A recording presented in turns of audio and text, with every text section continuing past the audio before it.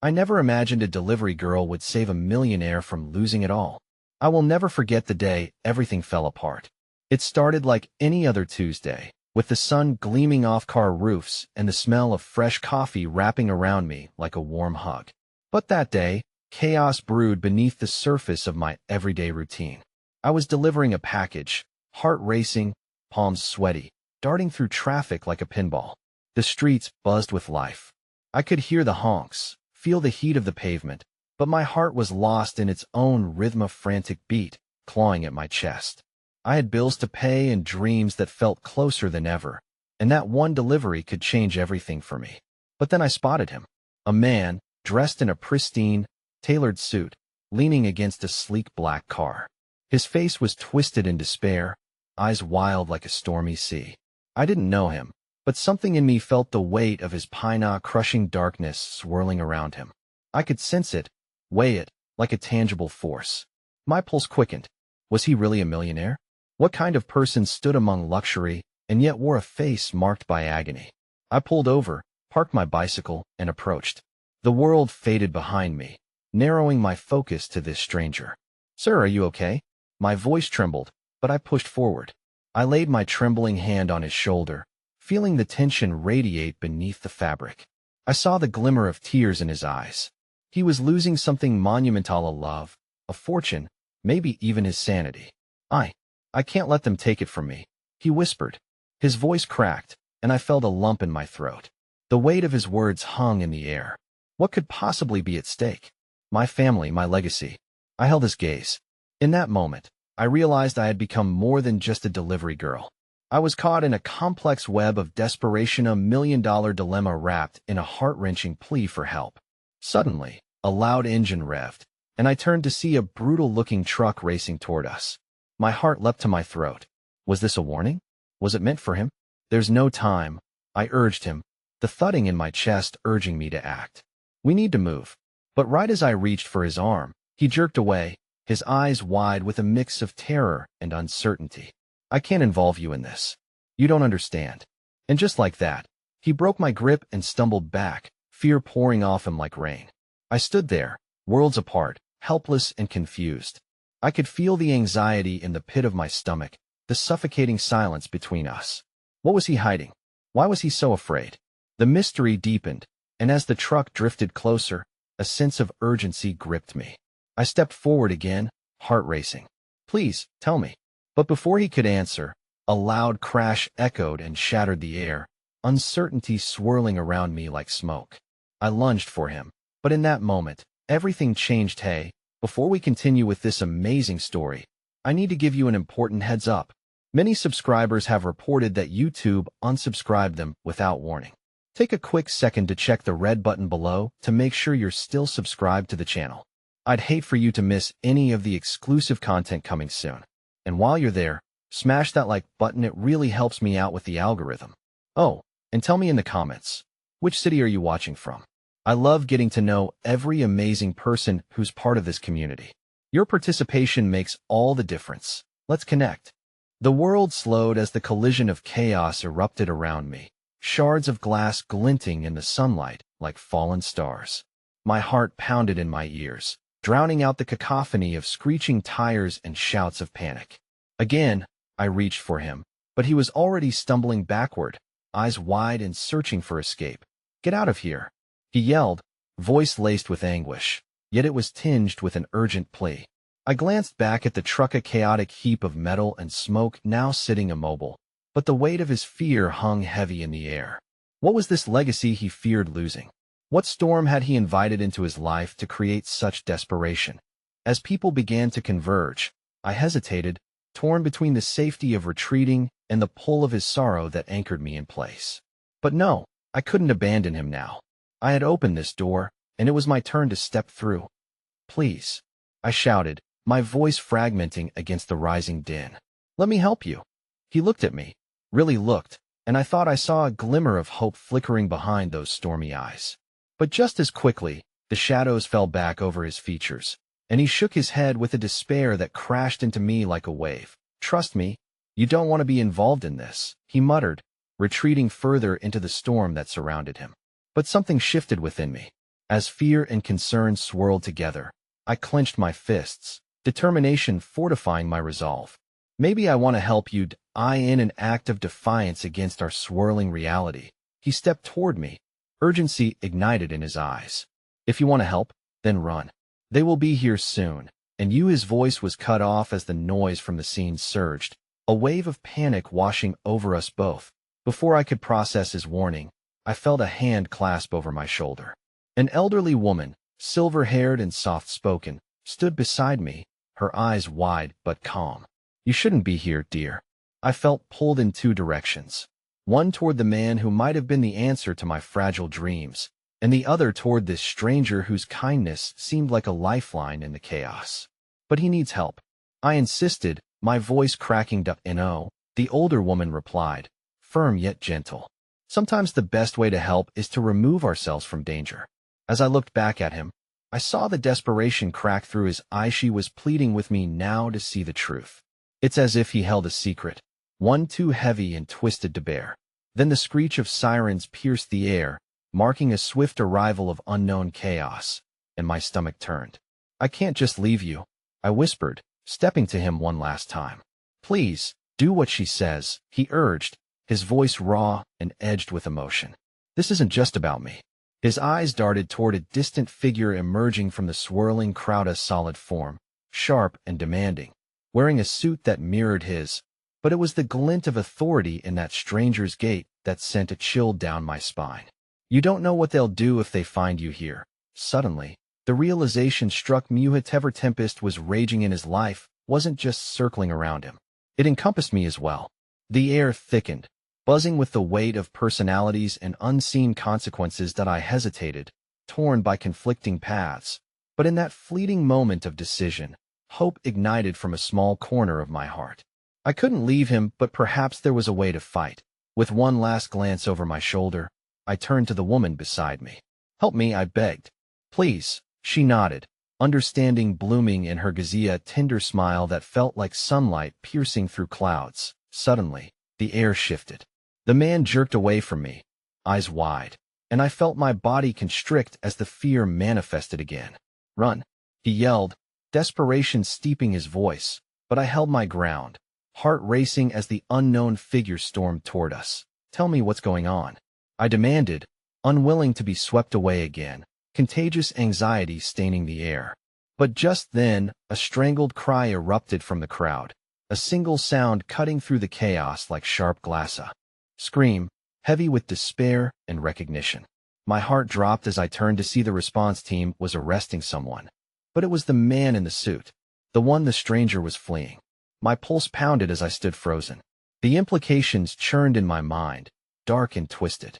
Who was he really running from? Why did it feel like the net was closing tighter around us, just when I finally began to grasp the threads of our fate? What have I stepped into? And even more chilling, what had I just begun? The chaos folded around me like a dark shroud, the air thick with the taste of fear and uncertainty. The scene played out like a nightmarish illusion in which I was helplessly entangled, my heart racing not just for him, but for the questions clawing at my mind. What was transpiring beneath the surface of this maelstrom? What narrative had I unwittingly stepped into? I could see the dark-haired man struggle against the invisible chains of his situation, his gaze fixed on the chaos as if it might offer an escape. Or perhaps, just a clue, something to unravel the mystery he had so tightly enveloped himself in. But my attention was drawn back to the man in the suit, authoritative and determined, now being held by a pair of response team officers. There was a moment of stillness, a reverberation of shock rippling through the onlookers while my thoughts raced as fast as my heart. Why are they arresting him? The words tumbled out of my mouth before I could stop them. Everything was spiraling, but there was a kernel of clarity within that tumult, a sliver of understanding that begged for attention. Because he's a criminal. A bystander shouted in indignation, pointing an accusing finger at the man who now stood under the weight of suspicion. Panic surged anew in my chest. Could this be true? Had I just mistakenly thrown myself into the bedlam surrounding the very source of corruption? Don't listen to them, the mysterious man shouted, his voice slicing through the noise, a plea lost among the crowd's uproar. This is all a misunderstanding. Am not what they say I am. but the words felt hollow against the collective judgment of the onlookers. They didn't see the humanity beyond the suit and polished shoes. They didn't experience the anguish reflected in his eyes. I could feel the tension crackling in the air as more sirens approached, the chaos only intensifying. Why was I still here? This wasn't my battle to fight. But as I looked at him, really looked, I was overwhelmed by an unexpected surge of empathy. Beneath the exterior of a perceived criminal, I sensed a soul fighting against insurmountable odds. Like me, he was a mere pawn caught between the ruthless machinations of fate. Suddenly, I felt a tug on my arm. The elderly woman was pulling me away. "We need to get you to safety," she urged, urgency flaring in her voice. I wanted to resist, to stay and uncover the truth, but the sadness in her eyes silenced my protests. "I can't leave him," I argued, my voice trembling with conflicted feelings. "What if he's innocent?" "Child," she said softly, her grip firm but gentle, "innocence doesn't matter in the face of fear. It's a whirlwind you can't stand against." But there was a flicker, the warmth of a stranger's kindness pushing through the tumult. It was a grounding force that stabbed at my hesitation like a knife. I turned back again, catching a glimpse of the man. Our eyes locked, and in that moment, it felt as though time itself hung in the balance. "Help me," he mouthed, a desperation igniting his features, blazing as if ignited by the very fire consuming his world. The weight of that plea pressed down on my chest. I had stumbled upon something that connected us, and even if I didn't understand the full scope, I knew I couldn't turn away. Then, I saw something that made my blood run cold. The man in the suit gestured angrily towards my direction, eyes sharp and calculating. "She's part of this," he yelled, his voice cutting through the rising noise like a blade. "Arrest her too." Fear blasted through me like ice water. The response officers shifted, their focus intensifying. My breath hitched in my throat as the implications dawned on me. I was now an unwilling actor in this unfolding tragedy. The elderly woman's grip tightened, her voice urgent yet calm. "Run. Now." Her words shattered the panic swirling inside me. I took a step back, torn between fleeing and fighting for something larger than myself. But could I really step away, tethered by invisible threads of fate to the man who called out in helplessness? With one desperate look anchored deep in my heart, I turned. To sprint in the opposite direction, the shadows of the chaos clawing at my heels, pulling me away from him and toward the unknown. As I ran, my heart raced not just from adrenaline, but from a haunting question.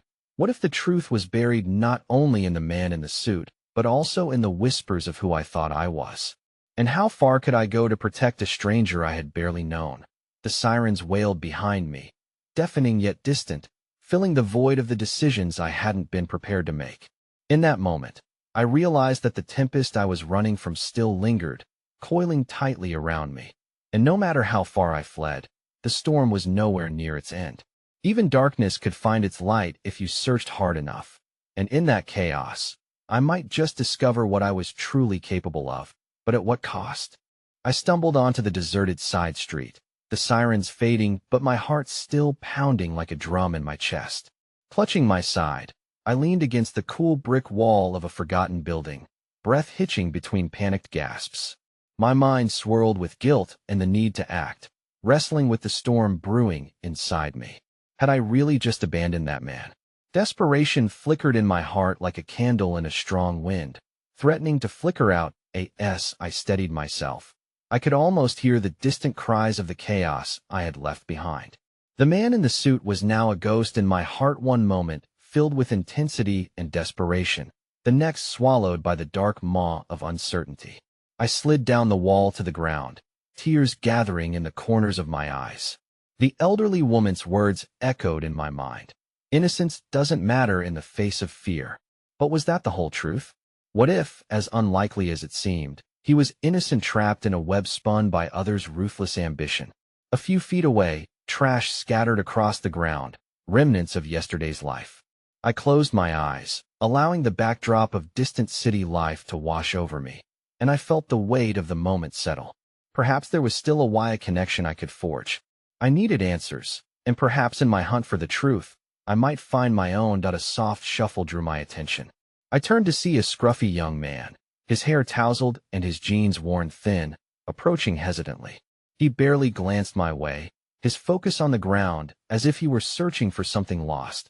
"Hey," he muttered under his breath before stopping a few feet from me, clearly uncertain of my response. "Are you all right? You look like you just ran a marathon." I had half a mind to brush him off, but there was an honesty in his voice that drew me in, reminding me of the elderly woman's kindness. "No, not really," I admitted, rubbing my temples. "It's complicated. Complicated is my middle name." He chuckled lightly, the sound of balm amid my turmoil. "But seriously, you don't have to explain if you don't want to. Just know, I've been where you are. Sometimes it helps just to talk." I sighed, feeling the pressure of everything come crashing down. "You have no idea what I'm going through. I was at the chaos back there, the one where they were dragging that man away in handcuffs. I don't even know if he's guilty or not, but I feel like I just abandoned him." He raised his brow, intrigued. "The guy in the suit? Is he a criminal?" "I don't know, but he claimed he was innocent. I felt it. There was something in his eyes." My voice cracked, and I clenched my hands into fists. What if he really is innocent, and I let fear scare me away? The young man shifted, rubbing his neck as he thought. "Look, I know it sounds cliché, but fear can be a killer. It'll stop you from acting on what you believe in. If you think he needs help, maybe you don't have to give up just yet." His words struck a chord within me, echoing my own resolve. "But how? I've already been marked by that man's accusation. They'll look for me, for any association I had with him." "Then don't get caught," he replied, a glint of mischief in his eye. "You have to be smart about it." "So, what's your plan?" My heart surged at the unexpected alliance forming right here in the shadows. "A plan? I don't even know what's happening. I only know that I can't let things end like this for him. But I have no resources, no way to help." "Not yet," he corrected, that mischievous spark igniting further. "But I can help you with the information part. Just give me a moment to think." The pulse of hope began to thaw the ice that had settled in my heart. Here was another stranger who knew nothing about me, but chose instead to extend a hand, urging me to fight back against the tide of despair. Before I could express my gratitude, he leaned in, whispering something that made my stomach knot unexpectedly. "Listen, I've heard some murmurs about this guy, the millionaire, I think you said? There are whispers, rumors, something about his empire being rigged to fall. What do you mean?" I leaned forward, urgency thickening the air around us. "Let's just say, it looks like he made a few enemies in high places, and he might not be the only one thereafter. You could be in the crosshairs too, especially if you're linked to him now." His eyes held an unspoken challenge, a silent bond drawing tighter. In that moment, the weight of my own choice crashed down on me anew. I wasn't just a delivery girl anymore. There was a world opening up beneath my feet, crackling with possibility, but also danger. This was a battlefield where shadows danced and loyalties were tested. "What do I do?" I asked, my voice barely above a whisper. "Stick with me," he replied, the determination in his gaze palpable. "If we can gather intel, maybe we can find evidence of his innocence and turn the tide." As we began to devise a plan, the air hummed with shared conviction. But as thoughts of the man in the suit filled my mind, I couldn't shake the growing dread that followed me like a shadow. If what he said was true, if there were enemies lurking in the shadows beyond the chaos, I had stepped into a labyrinth of deception that would only deepen my emotional conflict. Before we could truly formulate our next steps, a rumble echoed in the distance, a chill crawling across my skin. I looked up to see two unfamiliar figures emerging from an adjacent alley. The man in the suit wasn't the only one in trouble. The web of danger had spread, and now the chaos had come looking for me too. "Run!" I gasped, adrenaline surging as the figures turned toward us, their intentions curdling the air thick with unease. In that instant, I understood. The battle for truth had only just begun, and we were dancing dangerously close to the edge of all that was unsaid. If I was willing to fight for a stranger, what might I be risking for myself? The two figures moved with a purpose, shadows that stretched across the alley as the evening sky darkened above us. I could feel the rush of my heartbeat thumping wildly, a frantic rhythm that matched the urgency of the moment. Our fragile alliance was about to be tested. "Where do we go?" the young man asked, glancing nervously over his shoulder. Panic surged through me. It felt as if every villain in the city had emerged from the shadows, eager to tie up loose ends. "Back through the alley," I shouted, pointing behind us. "We need to lose them in the narrow streets." We bolted down the alley, dodging scattered refuse, our footsteps echoing off the graffiti-clad walls. My mind raced. This wasn't just about me anymore. It was about the man in handcuffs, about the potential innocent life I might be able to save. Yet, as my feet pounded against the pavement, I wondered how far I was willing to go to protect Heimer, to protect myself. The young man was quick on my heels, but I could feel the tension in his breath as we ran. "What's your name?" he panted, trying to keep up the rhythm of our escape. "Marina," I gasped, wishing I'd paid more attention to the street names we passed as we darted into another side street. "Marina, I'm Theo." He cast a quick glance back, the figures still trailing behind us, their silhouettes ominous. "We'll need a plan.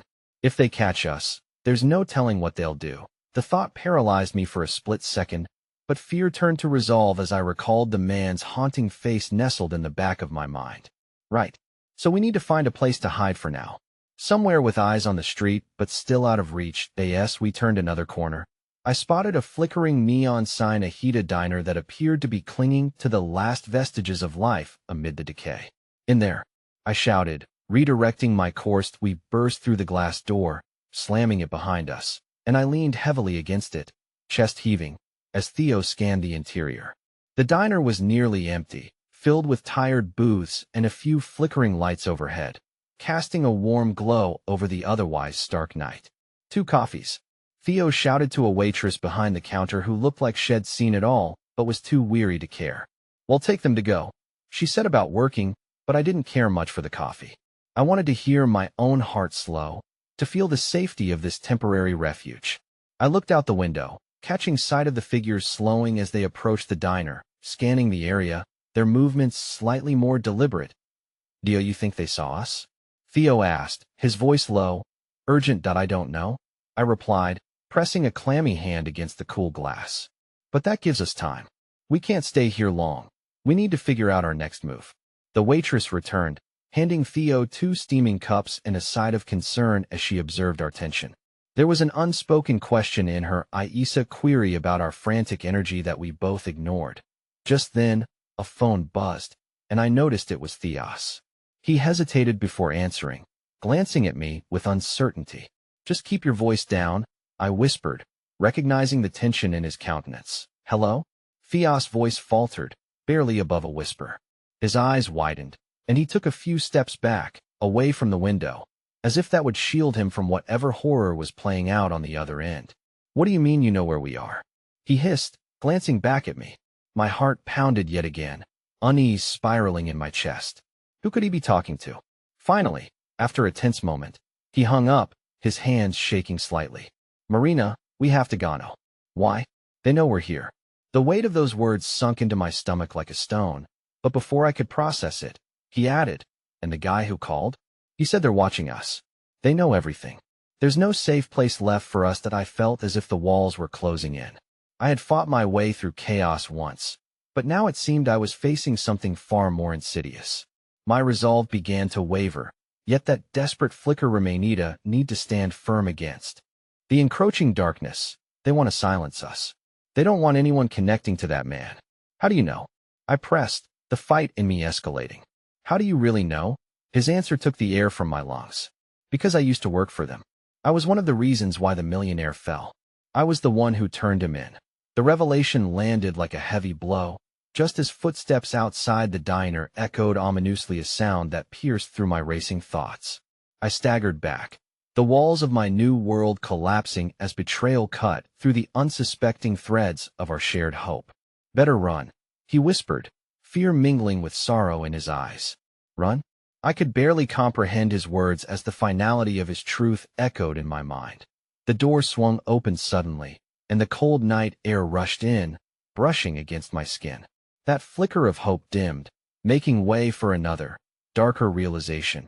In a world fraught with shadows, deception could wear the face of anyone, even a friend. I had trusted him without knowing the depth of his secrets, and now we stood on the brink of losing it all.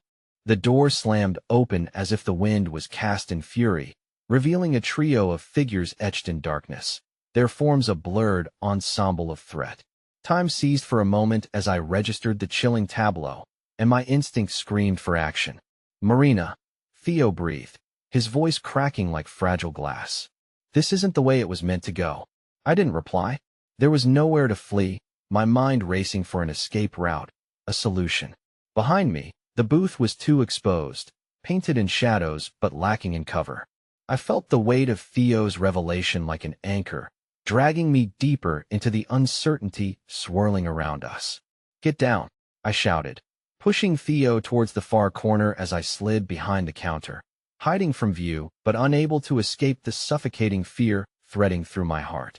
The waitress had vanished, presumably realizing the danger before we did. The three men moved systematically, glancing around as if the diner was their stage and we, unwilling participants in a tragic play.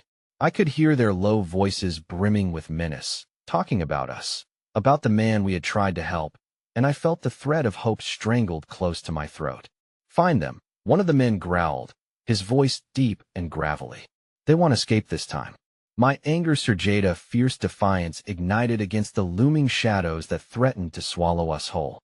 "Why did you turn him in?"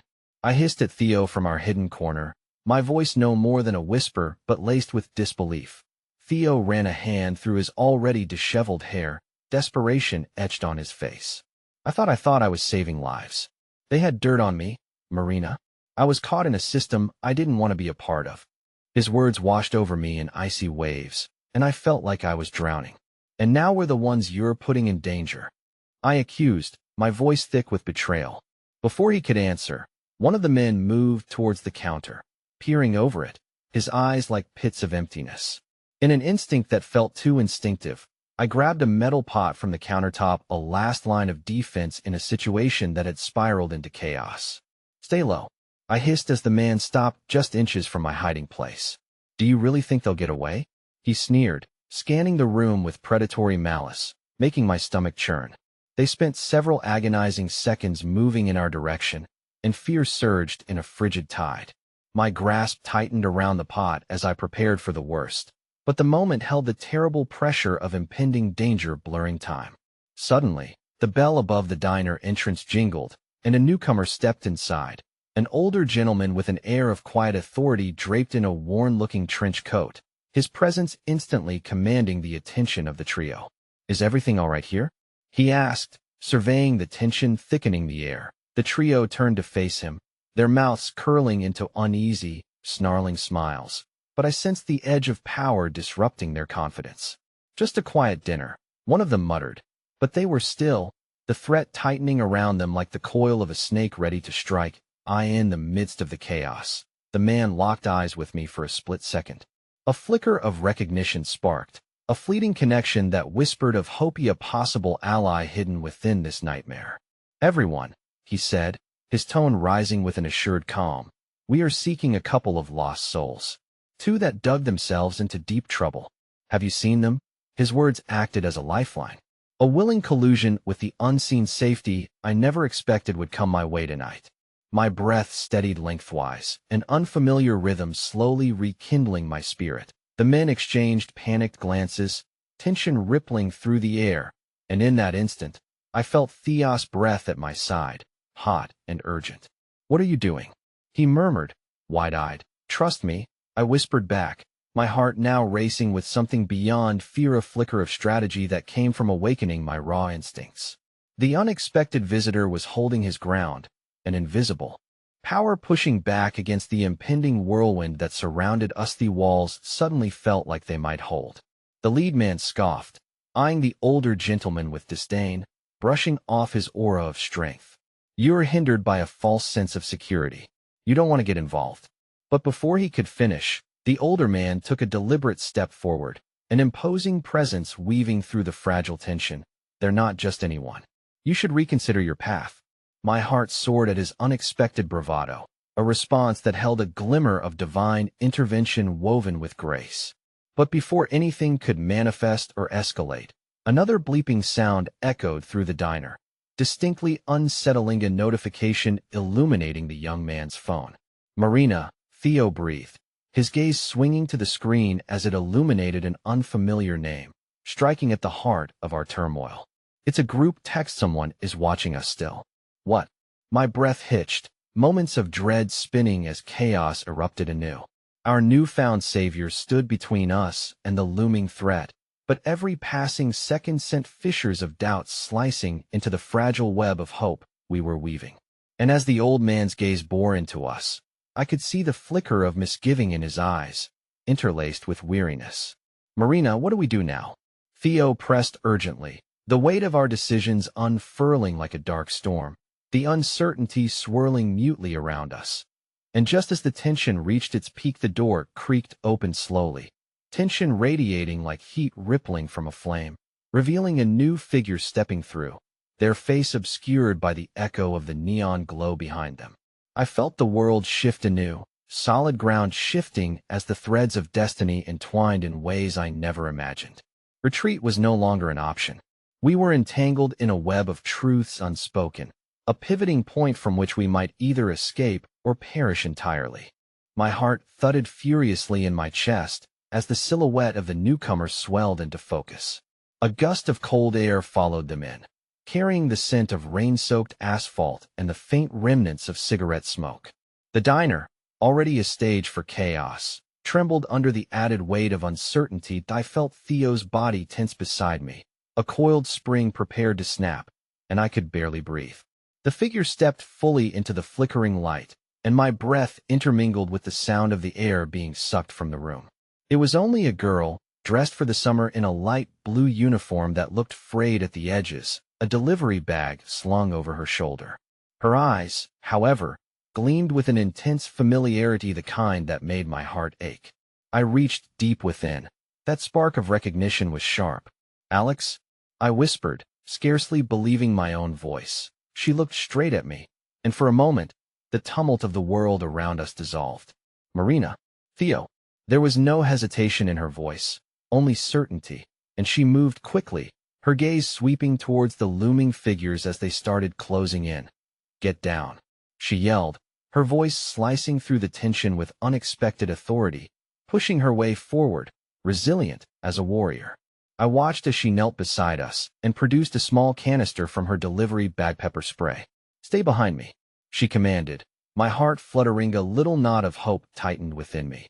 Theo shot me a glance, a mixture of confusion and hope etched across his face, and I could see the flicker of resilience stirring within him. "What are you doing here?" he asked, disbelief casting a shadow over his features. "That I came to find you, you idiot. I saw the news. I can't believe you're in this mess." Alex spat, her voice filled with urgency. The trio advanced, remaining sinister figures lurking in the glimmer of dim light. "News? What news?" I pressed, desperation clawing at my throat, feeling the remnants of the world embrace us with uncertainty. But before she could answer, the lead man lunged forward, his eyes coated in malice. "You have no idea what you're meddling with," he hissed, and my instincts sharpened. Time felt like quicksand beneath our feet, each second stretching to an eternity. As the confrontation spiraled, Theo and I found ourselves at the crux of it all. I tightened my grip around the pot, the weight of it now less of a weapon and more of a talisman against the uncertainty threatening to engulf us. "That I won't let you take them," Alex shouted, her resolve unwavering in the face of danger. She raised the pepper spray and sprayed it, catching one of the men unawares, and a horrifying shriek filled the air. Pungent clouds of acrid terror. For an instant, chaos erupted. The man stumbled back, his comrades faltering in shock. It was a fleeting opportunity, a crack in the shadow that enveloped us. "Go, now," Alex urged, motioning wildly towards the exit that felt like distant freedom shimmering beyond those harsh, scornful faces. But another man surged forward, blinded by anger and aggression, and caught Alex by the wrist, pulling her into his orbit. "You shouldn't have done that," he snarled, and my heart dropped at the sight of her fear, distinct and visceral. I in a moment frozen in time. I caught Theos' eye, a silent plea passing between us. We couldn't leave her behind, not when she had come to save us. "Let her go," I shouted, my voice rising far beyond the realm of caution, my heart racing against the impulse of self-preservation. The trio paused, a flicker of confusion brushing through the air like a flickering candle threatened by the draft of chaos. Sarah's quick thinking ignited the spark of defiance we desperately needed. Theo and I stumbled forward, our bodies enmeshed in this fight against terror. Well, face whatever it is together, he said fiercely, grounding my longing for escape with a tether of strength I could feel within. Together, I echoed, unsure but resolute. Sensing inevitability crashing around us, I raised the pot high, the weight of it a lifeline thrust into the storm. The air shattered. As we lunged forward, and raw instincts drove me to strike, a whirlwind of chaotic defiance that I in that moment. Everything coalesced into clarity. We were drowning but still fighting against the current. We wouldn't fold under their threat, but the older gentleman intervened, pulling the last thread of suspense tightly around us. Enough, he barked, producing a badge that gleamed with unexpected authority. You have no idea how deep this goes. Both I and Alex locked eyes, a deepening fear sinking that settled heavy within my chest.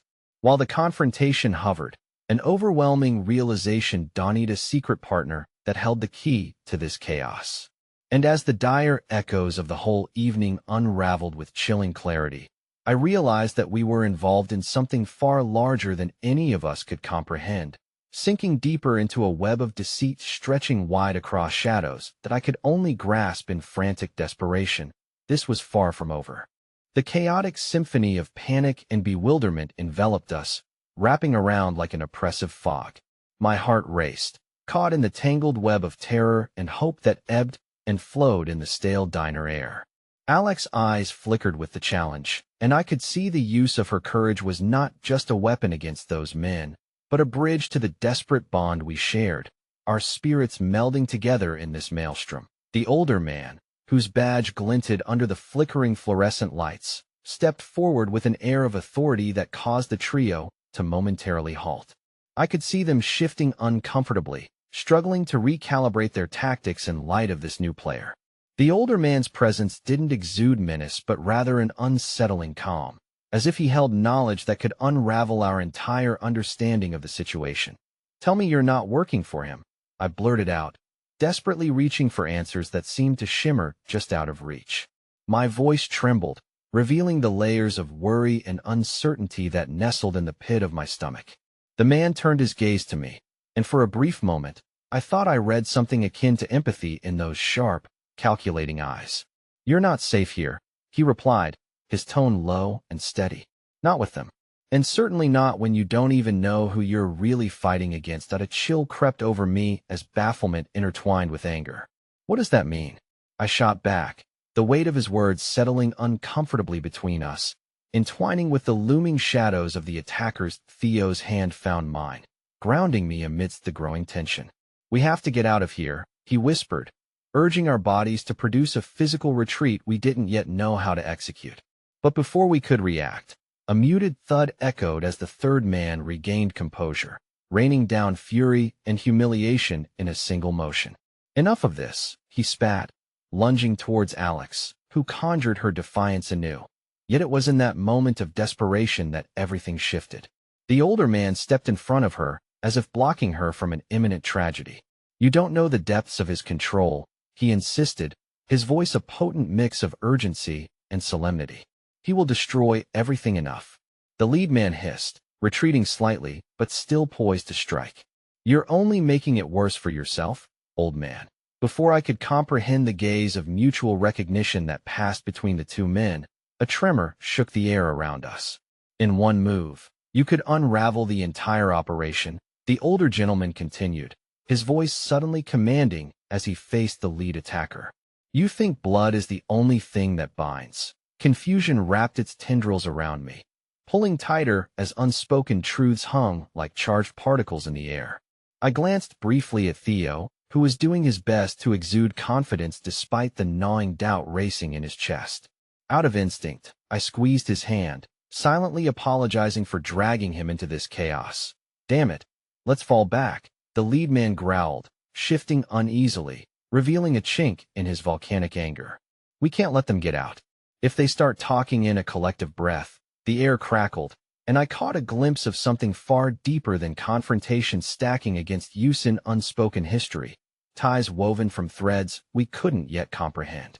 My heart raced anew, carried by the weight of impending choices. "Marina," Theo's voice sliced through my spin of thoughts. "We can't let them talk. We have, but before he could finish, an unexpected spark flickered in the depths of the diner's shadows.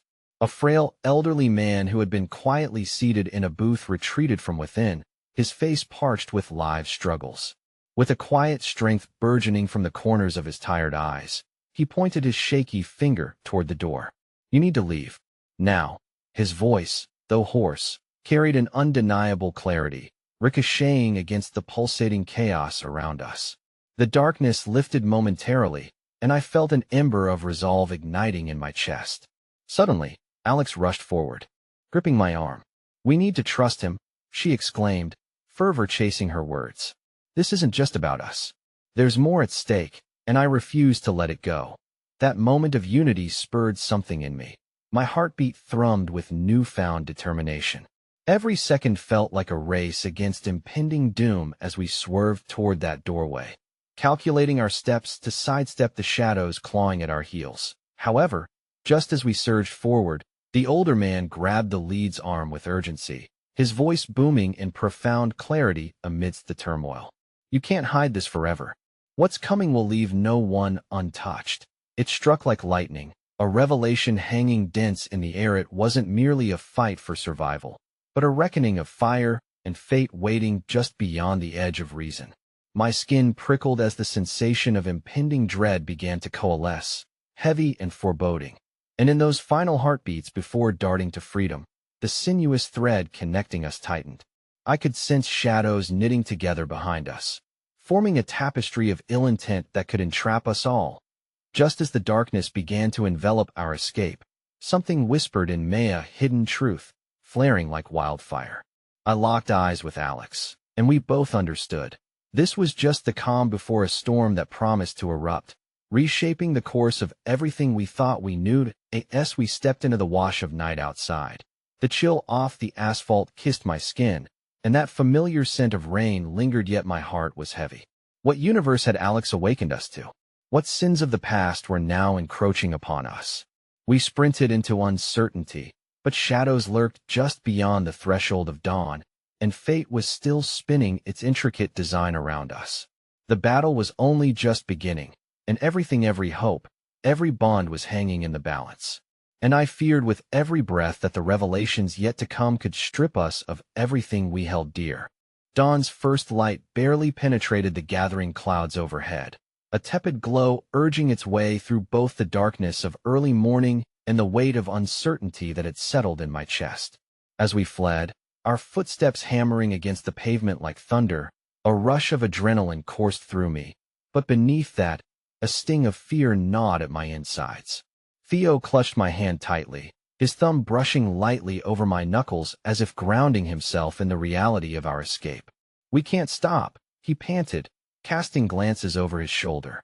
"They're going to come after us." The notion sent a shiver spiraling up my spine. I knew the shadows would chase us down, relentless and unyielding, fueled by the murky ambition swirling in the depths of the diner.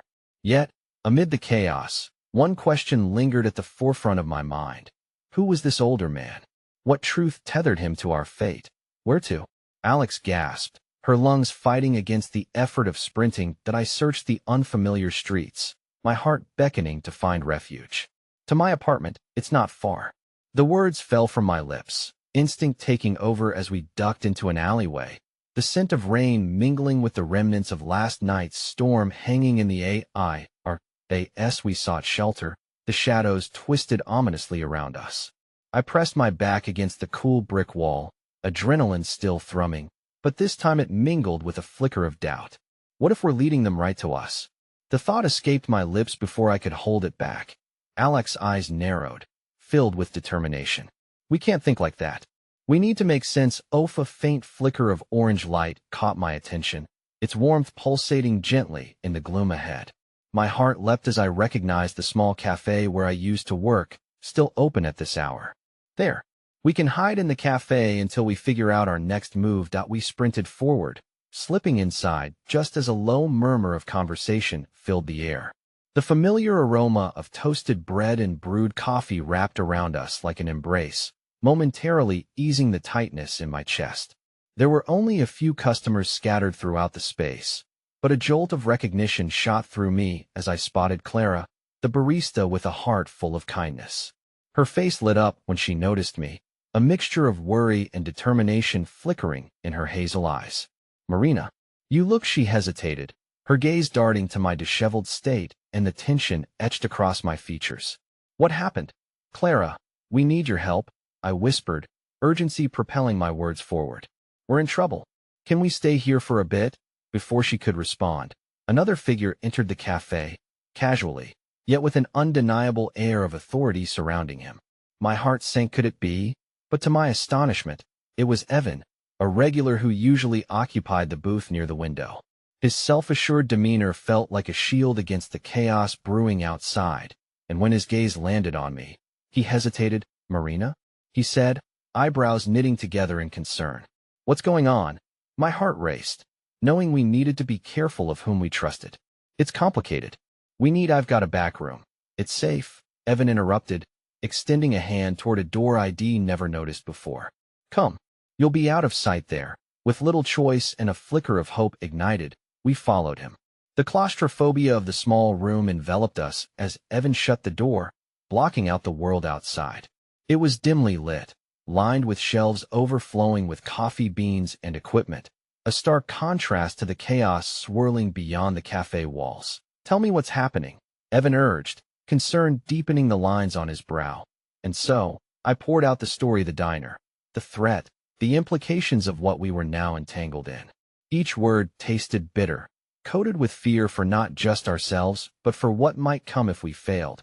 But even amongst the dread brewing in the pit of my stomach, a little sliver of light flickered in Evan's resolve. "I can help," he said, a fierce determination glimmering in his eyes. "I have contacts. They might know more about what's going on."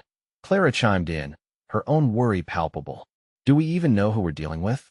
What if these men have already reached out to others? We could be walking into a trap." Theo's grip on my hand tightened. "We can't afford to stay hidden forever. We need to act before any of us could formulate a plan." A loud crash reverberated from outside, shaking us from our thoughts. The sounds of shouting pierced the atmosphere, a cacophony that echoed through the very walls sheltering us. My chest constricted, a wave of panic flooding me. "They found us." Clara rushed to the small window, peeking through the grime-streaked glass. "We have to go?" "They're searching the cafe." In that heart-stopping moment, I could feel the weight of every choice hang in the air. We stood on the precipice of something far beyond ourselves, a battle brewing at the edge of reality. But there was something in my gut, an unfurling tension twisting into something deeper, far grander than mere survival.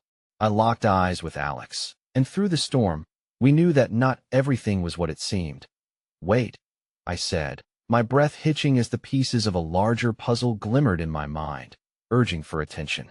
What if one of us is more than they appear?" Evan's eyes narrowed slightly as he studied our expressions. "What are you getting at?" But before I could voice the lingering thought tugging at my raw nerves, Theo grabbed my shoulder, his voice tense. "Marina, we have to decide now. Stay here or find a way out. Because either choice might lead us straight into the fire." And just like that, my heart raced anew at the possibility of betrayal, of truths yet undone, weaving an intricate web that promised danger and revelation all at once. The boundaries of friendship and loyalties blurred as shadows danced in the dusty corners of the room. I opened my mouth to speak. The rattle of the doorknob echoed through the room, a grim reminder that fate was knocking, and whether we opened that door could change everything. The door creaked open, and instinct gripped me. I could feel the air shift as if the world had chosen this moment to pivot. My heart pounded like a thunderous drum as we all held our collective breath, the weight of uncertainty pressing heavily upon us. Before my brain could fully register the scene, a figure emerged. It was the older man, the one who had commanded attention at the diner. Panic shot through me for a heartbeat as I prepared for confrontation, until he raised his hand in surrender, his eyes filled with a complex mix of urgency and intent. "That I am here to help," he said, voice steady despite the storm swirling around us.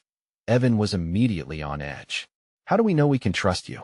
"Because," the man replied, casting a knowing glance around the cramped space, "trust is the only thing we have left, and you need answers for your own sake." Theo gripped my hand tighter, and I could feel his unease radiate through our connection. What answers? The older man's face grew serious. About the man you were trying to help. He's not who you think. He's been for me to pawn in a game played by powerful enemies who will stop at nothing to silence anyone associated with him. The word struck me like a lightning bolt. I thought of that frantic man in the suit, those eyes filled with despair, the storm swirling inside them. But how? What game? Why would they target a delivery girl like me? I forced the questions through my constricted throat, desperate for clarity. Because you're unknowingly tied to something much larger, he explained, urgency saturating his voice. And this system, the deceit, the manipulation, it's a legacy fraught with betrayal, extending through generations. The power players have woven your lives into their narrative, one that must end for theirs to continue. Why would anyone care if a delivery girl gets involved? I pressed, frustration rising within me. We're nothing in this world. You are everything. He snapped with unexpected intensity. Your sorrow, your rage, the fight and the connection, you forget fear, what can ignite the spark of rebellion against this oppressive force. I blinked, trying to process the jumble of emotions as pieces of this chaotic puzzle began to move into alignment. Though I felt small in the grand scheme of it all, the passion in his words sparked a flicker of something unfamiliar. The kind of conviction that compelled me to stand up and fight. Will you stand by me? I didn't realize I had asked until the question hung heavily in the air. The room seemingly held its breath, a weight pressing down on my chest.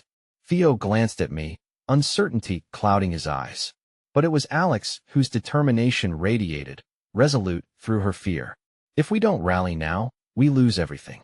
Not just for ourselves, but for others trapped in this in the brief hush that followed. I could feel the gravity of this moment settle upon us like a storm before the strike of lightning. Then we will find him, I affirmed, my voice steadying as the conviction ignited in my heart. We will stand together against this. The gravity of our unspoken alliance pulled us closer, our hands linking, an unbreakable bond weaving through the air. It was the moment our paths had converged purposefully, a turning point from chaos to action, a decision that ignited our fight for truth. But just as clarity began to unfold, there came a sudden bang against the door, sending tremors of fear racing through my thoughts. The older man stepped protectively in front of us, a guardian amid the gathering storm. They're coming. We need to move now. Panic surged anew in my chest, but I didn't want to collapse under its weight. Where? There's a tunnel system beneath the cafe. It leads to safety, but it's guarded. They won't let anyone leave easily. What's the plan? Theo asked, resolve mingled with fear in his eyes. How do we break through without getting caught? I can't tell you everything, but I will guide you, the man replied, urgency lacing every syllable.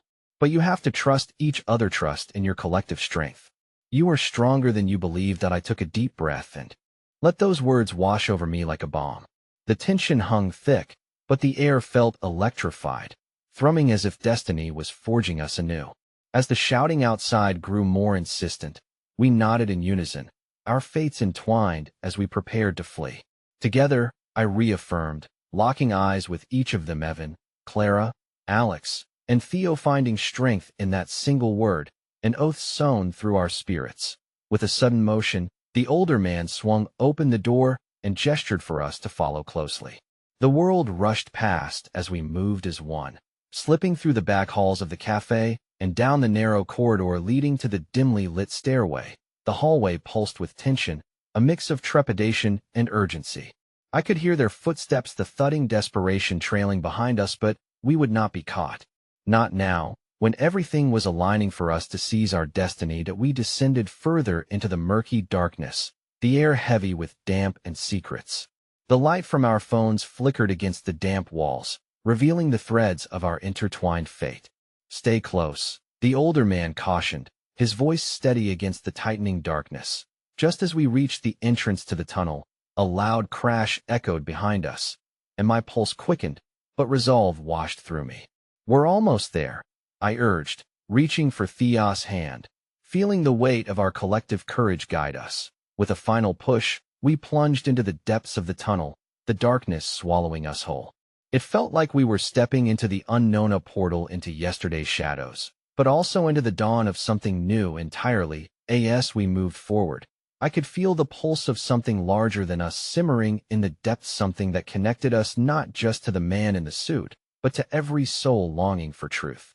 Shadows would not dictate our fate, nor would they extinguish our voices, and even as darkness pressed against us from all sides, a spark kindled beneath our feet, the belief that, together, we could reshape the world we knew. Tonight wasn't just about survival. It was about fighting for a truth that shimmered on the horizon, one that promised the possibility of redemption and forgiveness, not just for that man, but for ourselves. With hearts throbbing synchronously, we braced for what awaited us at the end of the shadows, together on this wild journey, ready to uncover the truth that had eluded us for too long. And as we disappeared into the cloak of night, I realized we had crossed an unforgiving threshold. It was one that demanded courage, unity, and ultimately, an unwavering belief in the light we could bring to the darkness. And in that moment, one profound truth settled deep within me. It was never too late to rise against the storm. In our unity, we would find not just hope, but the strength to embrace the fight ahead, for ourselves and for those searching, like us, for their own truth. Because the moment we believed in the power of our voice, we would emerge together, not as mere shadows of our past, but luminous beings ready to ignite the dawn.